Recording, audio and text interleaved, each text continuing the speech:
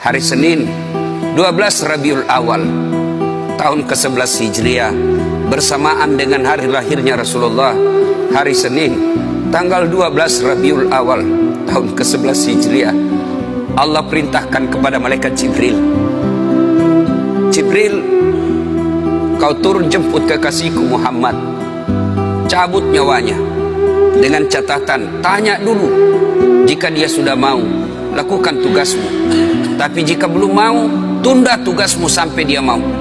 Panggil 3 malaikat menyertaimu, Mikail, Israel, Israfil. Turunlah malaikat. Di langit ke-7 mereka masih berempat, langit ke-6 mereka masih berempat.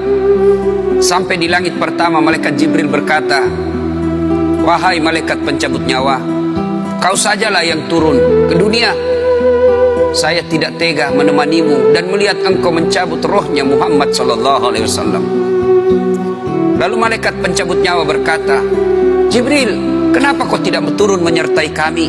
Bukankah selama ini engkau yang menyertai Rasulullah? Bukankah selama ini engkau yang menemui Rasulullah? Kami tidak pernah menemui Rasulullah. Turunlah bersama kami.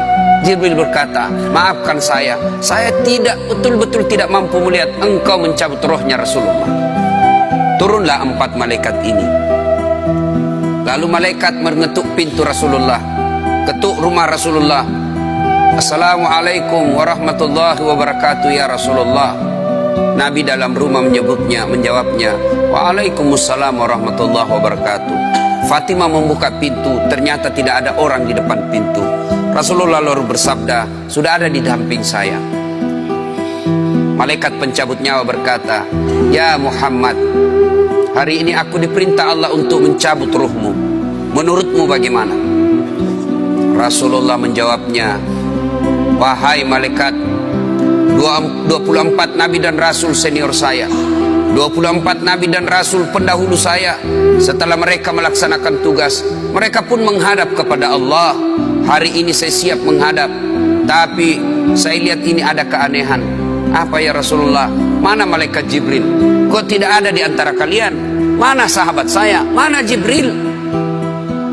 Malaikat pencabut nyawa berkata, Jibril menunggu di atas langit, dia tidak datang untuk menyertai kami. Lalu Nabi perintahkan, kau panggil dulu. Ada perkara yang penting yang ingin saya tanyakan kepada Jibril.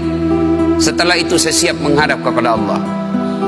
Naiklah malaikat pencabut nyawa dan berkata kepada Jibril, ya Jibril, engkau dicari sahabatmu, turunlah engkau menyertai kami. Turun malaikat Jibril, lalu ketemu dengan Nabi.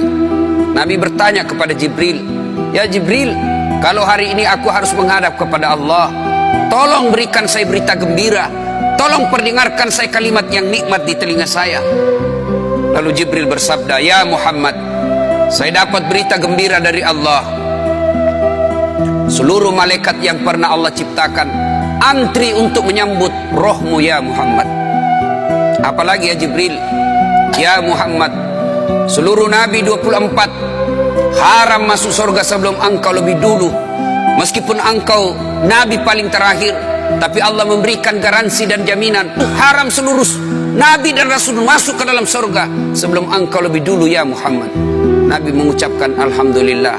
Apalagi ya Jibril, ya Muhammad, jika engkau punya dosa dan kesalahan, Allah telah mengampuni dosa dan kesalahanmu. Nabi bersabda, alhamdulillah. Tapi ya Jibril, itu kan saya, itu diri saya. Ya Jibril, saya tidak cemas soal diri saya tidak ragu soal diri saya. Yang saya cemaskan umatku ya Jibril. Bagaimana umatku sepeninggal aku kelak? Subhanallah, Nabi tidak mencemaskan anaknya, Nabi tidak mencemaskan istri beliau, Nabi tidak mencemaskan keluarga beliau. Yang beliau cemaskan umatku ya Jibril. Jibril lalu berkata, baiklah kalau begitu ya Muhammad, nantikan saya. Jibril lalu menghadap kepada Allah. Selang beberapa saat muncul kembali dan berkata, ya Muhammad, aku telah mendapat berita gembira dari Allah, meskipun engkau sudah tidak di tengah-tengah mereka. Meskipun engkau sudah tidak berada di tengah umatmu, selama umatmu berpegang kepada Quran dan Sunnah, mereka akan selamat dunia sampai di akhirat. Mendengar ini Rasulullah lalu tersenyum dan berkata, Alhamdulillah, segala puji bagi Allah. Malaikat pencabut nyawa, silahkan laksanakan tugasmu. Jibril mundur, majulah malaikat pencabut nyawa melaksanakan tugas dan berkata, kalau bahasa kita, ya Muhammad, maafkan saya, saya tidak mampu melakukan ini, tapi ini perintah dari Allah. Lalu Nabi bersabda, laksanakan tugasmu, saya pun siap melakukannya. Mundur malaikat Jibril, majulah malaikat pencabut nyawa melaksanakan tugasnya. Keluar rohnya Rasulullah, perlahan-perlahan meninggalkan telapak kaki Rasulullah. Telapak kaki Rasulullah menggigil naik ke atas betis Rasulullah, naik ke paha Rasulullah, sampai ke perut. Bercucuran keringat Rasulullah, keluar keringat Rasulullah di wajah Rasulullah. Malaikat Jibril lalu berpaling. Nabi lalu bersabda, wahai malaikat Jibril, kenapa engkau palingkan mukamu? Apakah engkau jijik melihatku? Apakah kau jijik melihat wajah saya?